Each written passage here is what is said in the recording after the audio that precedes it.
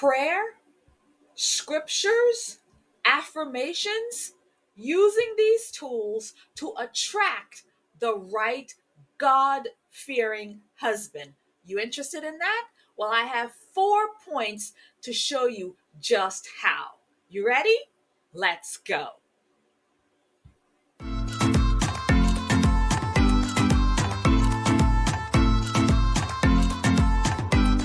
Darlings, let's talk about preparing for the husband that God has for you. In today's world, we hear so much about what to look for in a man, but we don't often hear about how to prepare ourselves as women to be available and doing the preparation that it takes to attract that man. The truth is, the way you pray and the way you utilize scriptures, the way you meditate on these things and the word, these things speaks over your life. And when you attract the kind of man that you want based on the word of God, now you know you've got yourself a good and righteous man. But first, you have to be able to prepare your heart, mind, soul for that righteous man. So you yourself have to be righteous as well. Point number one in using scripture, prayer, and affirmations to attract the right husband is this: preparing your heart for love. Before God brings the right man into your life, into your experience, He wants to shape you into the woman who will be a blessing to that man. Proverbs 18:22 tells us, "He who finds a wife finds a good thing and obtains favor from the Lord." So, this is literally telling you before he even meets you, you already have to be in the mindset of wife. He doesn't say that he who finds a good girlfriend or he who finds a good side chick, he who finds a good smash bag, right? No, he says he who finds a wife finds a good thing. Start by immersing yourself into the word and allowing God to refine your character, to refine who you are, to build you into the woman that man is going to be attracted to. Use Ephesians 5:25 as a guide, but not just for what a husband should be, but for what you should be preparing to receive, because you are asking to receive a good man who's going to love you as he loves Christ. You want a kind of man who's going to put Father first, put God first, and therefore you know you're going to have you a good man because in retrospect he is going to love you the same. He is going to cherish you. He is going to adore you. He is going to make you his world, aside from Father. And that is the kind of man that you want. You want a man to love you as much as he loves being the Father's son.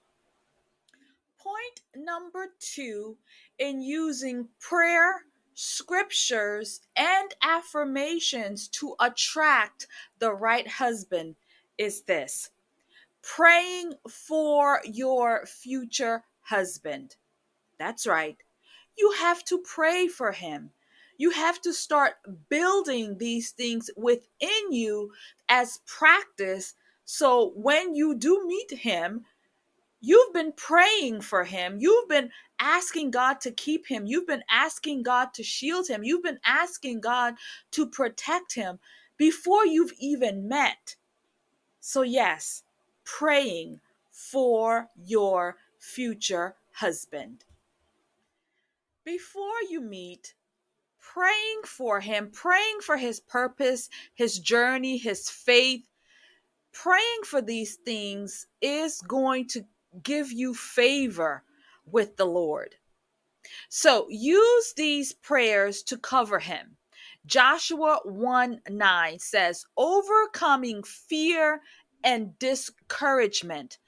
Lord, wherever my future husband is, strengthen him. Let him walk in courage, knowing you are with him. Walk with him, Lord. Prepare him, Lord. Cover him, Lord, because you are with him. I know that he is covered. It's that simple.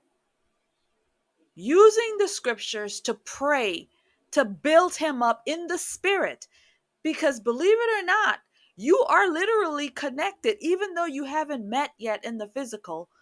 There is still a connection, and it is being shown in the spiritual. So yes, praying for him is a big deal prior to even meeting in the physical. Here is another prayer coming from Proverbs 3:5-6, and it says, guidance and directions. Father, order my future husband's steps. Lead him in your ways so that when we meet, he is already aligned with your purpose. Pray in this kind of prayer, asking God to have him already walking in purpose, already walking with Father, is a huge thing. By preparing in this way, you're not just waiting, but you are partnering with Father in his divine plan for your husband. You are speaking life, and you are mentally preparing, physically preparing for that man, and you are praying that God and he are also partnered up, and they are two walking in the same path. And that path is going to bring the two of you together in divine time. So we're all partnering with Father. He's partnering with Father. You're partnering with Father. We then become a couple, and we partner with Father for the purpose of his will and his work as a united couple.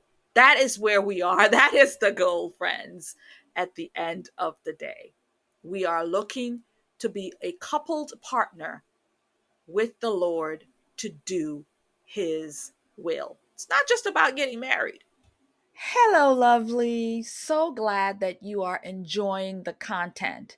And so, if you're finding value here, please like, share, comment, subscribe to the channel for more, and don't forget, share it with another sister. God bless you and keep you. Point number 3, in using scripture, prayer, and affirmations to attract the right husband. Number 3 is speaking life through affirmations. Words have power. Yes, they do. Words are living, breathing energy. If you didn't know, they carry a lot of weight. Life and death are in the power of the tongue. So, yes, this tongue, everything that you produce out of this mouth has power. So, if you want to attract a godly husband, start speaking as though you already have the faith that God is bringing him. You already know he's coming because your words are speaking life and truth. And the only thing that the universe, that the power can do for you is bring forth to you what you believe, what you know in your heart, and what you speak out of your mouth. Okay? So we do have some affirmations that is going to help you on this journey. So here we I am already walking in grace of a wife, preparing my heart for the man that God has for me. We're going to repeat them a few times. I am already walking in the grace of a wife, preparing my heart for the man that God has for me. I am already walking in the grace of the wife, preparing my heart for the man that God has for me. One more time. I am already walking in the grace of a wife, preparing my heart for the man that God has for me. Another affirmation. The man God has for me is being shaped by his hands, and our path will align in perfect timing. The man that God has for me, he is being built by his hands, and our path will align in perfect timing. One more time. The man God has for me is being shaped by his hands, and our path will align in his perfect timing. Another, I trust God's plan for my marriage, and I will not settle for anything less than his best. I trust God's plans for my marriage, and I will not settle for anything less than his best. I trust God's plans for my marriage, and I will not settle for anything less than his best. Another one, God is making me into the Proverbs 31 woman. My future husband will recognize and cherish me. God is making me into the Proverbs 31 woman, and my future husband will recognize and cherish me. God is making me into the Proverbs 31 woman. My future husband will recognize and cherish me. So when we speak these affirmations, we are aligning our spirit with God's promises.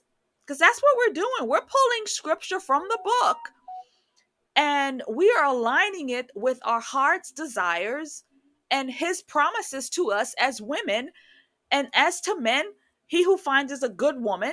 Again, men shall not be alone. And we see this in Genesis. When God created Adam, he saw that man should not be alone and he created woman. So it goes throughout it continues throughout the world as time moves on. Man should not be alone, women should not be alone, and therefore we align with ourselves, we align with God's purpose, and he will bring the two of us together.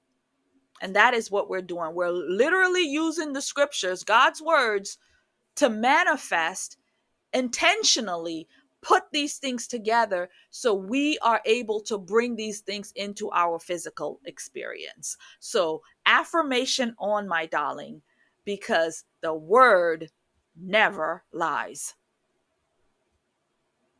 The fourth point in using prayer, scriptures, and affirmations to find our godly husbands is this: position yourself to be found. He's got to be able to find you. He's got to be able to find you. So, position yourself to be found. Faith without works is what?